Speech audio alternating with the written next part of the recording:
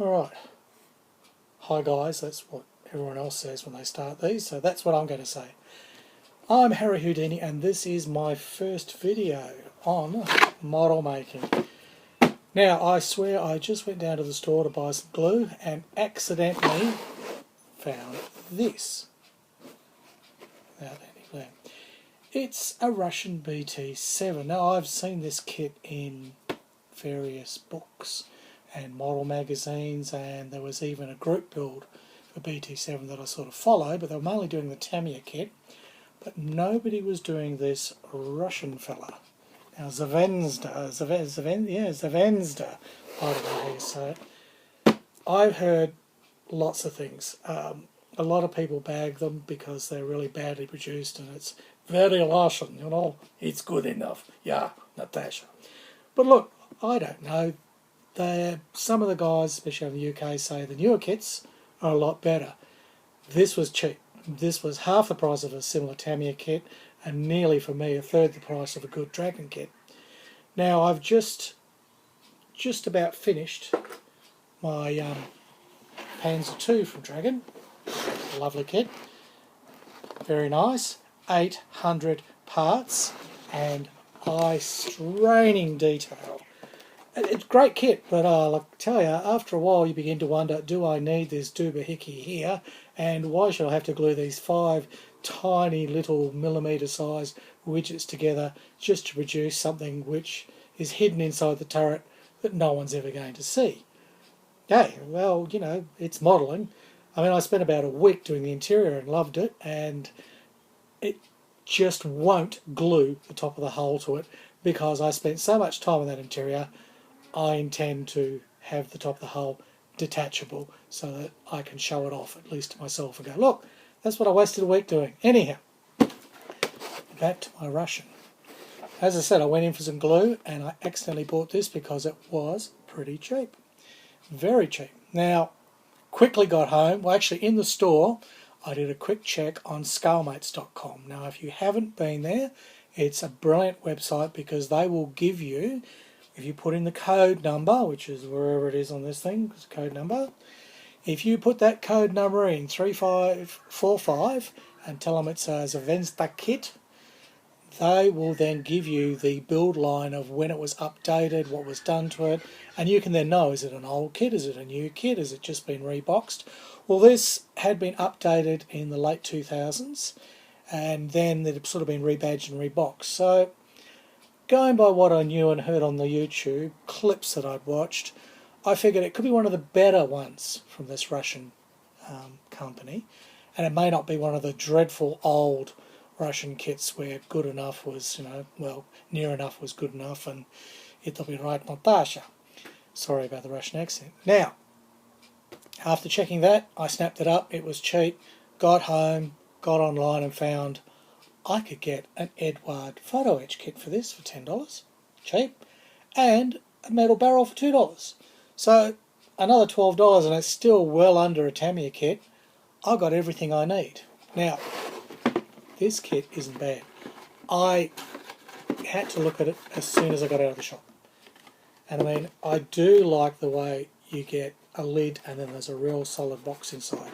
That's snappy. That's pretty good. You know, they might say some bad things about these Ruskies, but that's a good idea. Instructions, easy.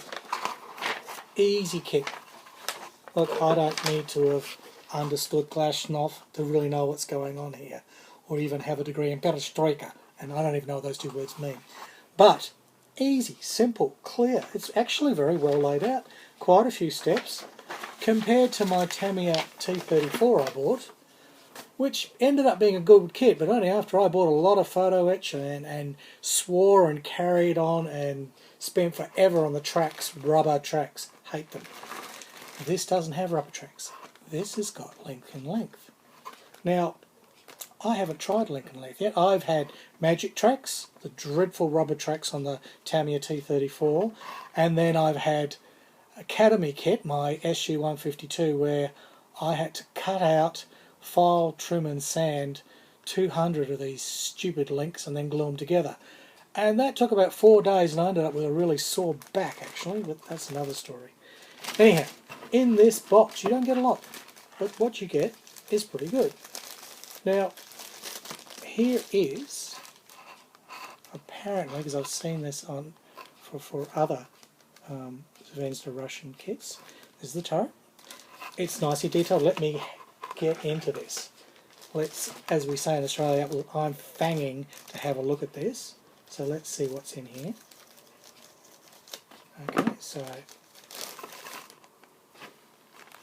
it's not bad. It's not bad at all. There's a decent amount of rivet detail.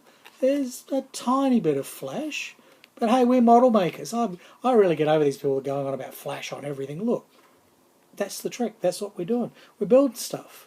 And I needed a break from an 800-piece Dragon kit that was driving me crazy. This has got about 200 pieces, and it's going to be fun. It looks quite good. There's a bit of casting texture on the top of the turret there. That's quite nice. Everything's detailed as much as you need. And look, I've got this photo etch kit coming from Edward, and that's got about 4 pieces of photo etch from what I saw. That is going to give me everything I need to really spruce this up, and I'm getting a metal barrel. I mean, you know, for less than the Tamiya and half the price of a Dragon kit, I'm going to have a lot of fun with this. It's not going to drive me crazy with endless tiny little parts, but it's going to be enjoyable. Now look, there's a little link and length tracks. I don't know. I'm going to do the full build and video that as well, and we'll see. Maybe I'll eat my words, but you know, they're clean.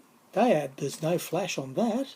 That's nice and clean. I can't see any problems. No injector pin marks. I mean, they'll just cut out and go together nice and easily.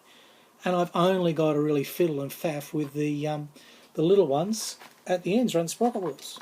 Speaking of wheels, what's wrong with those? I can't see a problem.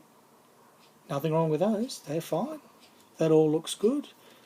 Some of the running gear pieces, I don't know if you can see. Look, you know, the detail's fine. It's as good as it was on my T34 from Tamiya. And that cost more, let me tell you. Now look, there's a whole side. Oh, rivets, crisp, nothing wrong with that. There's basically no flash, or the tiniest bit that I can see. That's all looking good.